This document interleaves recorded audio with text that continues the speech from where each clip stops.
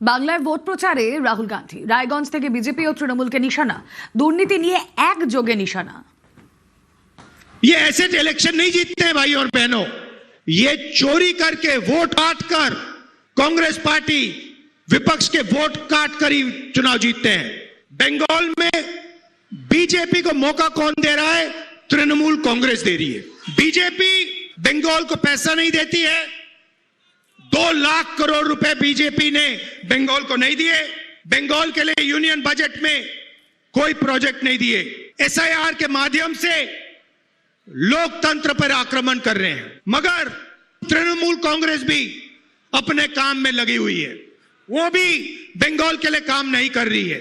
अगर नरेंद्र मोदी जी भ्रष्ट हैं तो तृणमूल कांग्रेस भी भ्रष्टाचार की रेस में कम नहीं है। আসুন এবার আপনাদের গোয়ালপুকুরের ছবি দেখাই। দেখুন, হেলিকপ্টার উঠছে আর সেই হেলিকপ্টারের হাওয়া, সেই হাওয়ায় উড়ে গেল চাল। কপ্টারের হাওয়ায় চাল উড়লো, শ্রমিকের কপ্টার। সেই শ্রমিকের কপ্টারের হাওয়ায় চাল উড়ে গেল। গোয়ালপুকুরে সভা ছিল শ্রমিকের, সভাস্থলের পাশেই কপ্টার নামার ব্যবস্থা। চপার নামার সময় কয়েকটি বাড়িও ক্ষতিগ্রস্ত হয়। ক্ষতিপূরণের দাবিতে খুব স্বাভাবিকভাবে ক্ষতিগ্রস্ত পরিবার তারা সরব হয়েছে।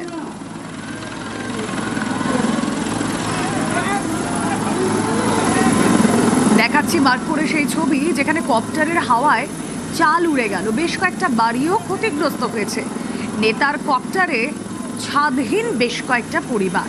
কথা বলবো, চঞ্চল রয়েছেন সঙ্গে। চঞ্চল, দেখো রুমেলা, গোয়ালপুকুর বিধানসভার শাহপুর ফুটবল মাঠে বিজেপি প্রার্থীর সমর্থনে রাজ্য বিজেপি সভাপতি সেখানে একটি সভা করেন। সেই সভা আসার সময়, জায়গায় হেলিকপ্টার আসার সময় ব্যাপক ঝড়ে কিন্তু ক্ষতিগ্রস্ত হয় কয়েকটি পরিবারের ঘরবাড়ি, এবং এটি কিন্তু তারা কিন্তু ক্ষতিগ্রস্ত পরিবারগুলো ক্ষুব্ধ রয়েছে।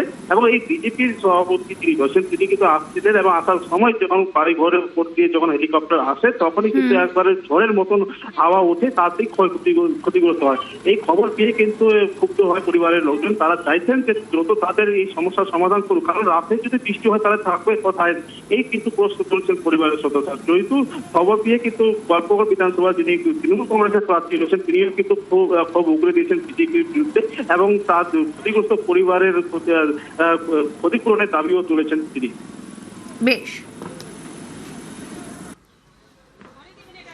ক্ষতিপূরণটা দিতেই হবে আপনাকে, এটাই বলছি আপনার কাছে অনুরোধ করে। আমার পঞ্জীটা সব সর্বনাশ। যে হেলিকপ্টারের একটা নেতা আসলো না, বিজেপির নেতা, এই যে ওই নিয়ে গাড়ি দিয়ে ওই যে হেলিকপ্টারে ওই হাওয়ায় দিয়ে এগুলো উড়ে গেছে। হ্যাঁ, আমাদের বাড়ি কি ক্ষতিগ্রস্ত হয়েছে?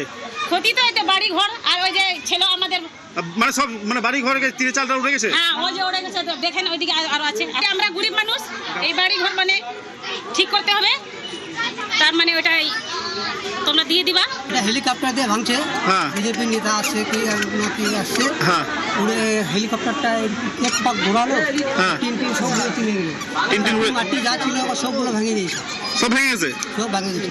ঘরে ছিল, আচ্ছা, করতে গেছিলাম। কি চাইছেন এখন? এখন ঠিক করবে, কোথায় থাকবে?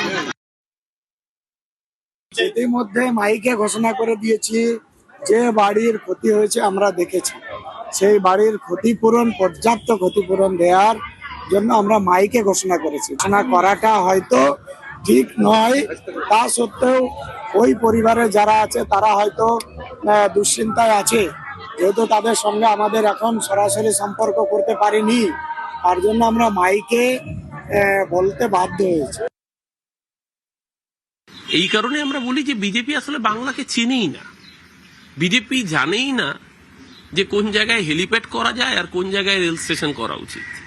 এরা শুধু স্টেশনের নাম বদলাতেই পারে। মানুষের 100 দিনের টাকা আটকে রেখেছে, আবাসের টাকা আটকে রেখেছে, বাংলার মানুষের মাথায় ছাদ দেয়নি। উল্টে তাদের নেতা গিয়ে সেই গরিব মানুষগুলোর যে ছাদ নিজেরা কষ্ট করে টিনের ছাদ, অ্যাসবেস্টাসের ছাদ, টালির ছাদ করেছিলেন সেটাকেও কেড়ে নিলেন। আর কত অত্যাচার করবেন মানুষের উপরে?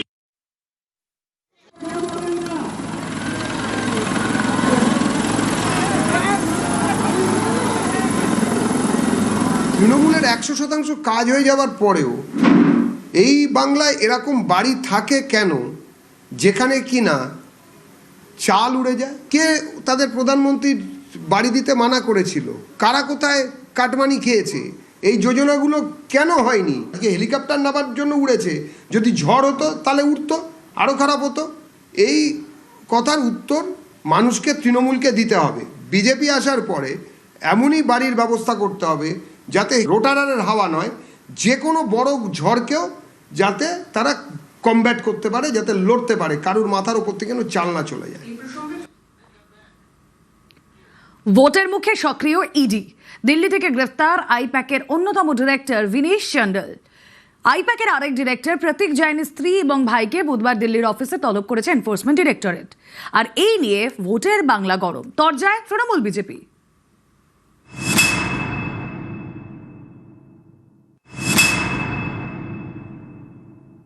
ইলেকশন আসলেই এজেন্সিকে যেরকম তাদের শাখা সংগঠনগুলোকে যেরকম এগিয়ে দেয়, তাই এতে কিছু যায় আসে না। অনেক আঘাত আসবে বাংলার মানুষের জন্য, আমরা লড়াই করছি। নির্বাচনের দিনও গ্রেপ্তার হতে পারে, এতে কোনো তিথি নক্ষত্র থাকে না। যখন মনে করবে তদন্তকারী সংস্থা তাদের কাছে তথ্য আসবে, তখন তারা অ্যারেস্ট করবে। যারা বেআইনি পথে অর্থ আয় করে তাদের এ ব্যাপারে ভয় পাওয়াটাই ভালো। যারা অন্যায় করে তাদের উপরে শাস্তির খাড়া নেমে আসলে সেটা নিয়ে হইচই করার কোনো বিষয় নেই।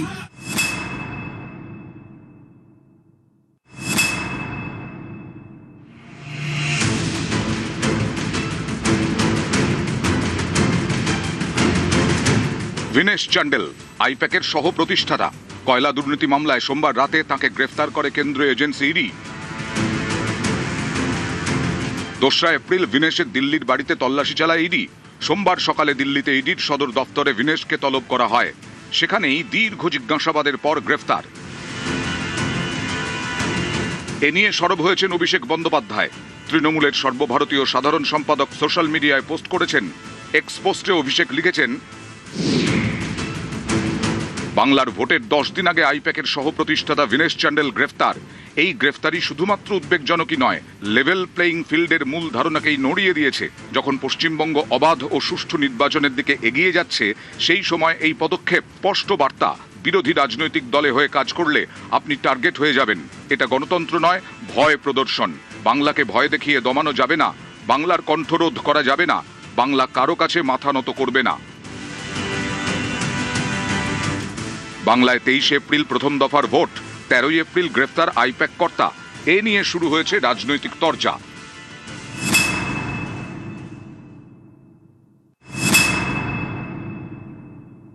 মানুষ বুঝে নিয়েছে যে ইডি নামক শব্দটি আসলে এক্সট্রিমলি ডেসপারেট, যেটা গণতন্ত্রের পক্ষে সুখকর নয়। বুঝতে পেরে গেছে হার নিশ্চিত। ওই 1, 2, 3, 4 মমতা ব্যানার্জি বারবার, দিদি বারবার এ বিষয়ে সিদ্ধান্ত নিয়ে নিয়েছে বাংলার মানুষ।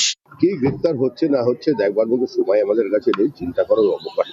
এসবের কোনো প্রভাব এই মুহূর্তে পশ্চিমবঙ্গের জনগণে নেই। এই চোর পুলিশ খেলা অনেকদিন ধরে চলছে, মানুষ এবার স্থির করে নিয়েছেন চোর তারাই তাড়াবে। সেই জন্য এবারে নির্বাচনটা হয়ে গেছে জনতা ভার্সেস মমতা।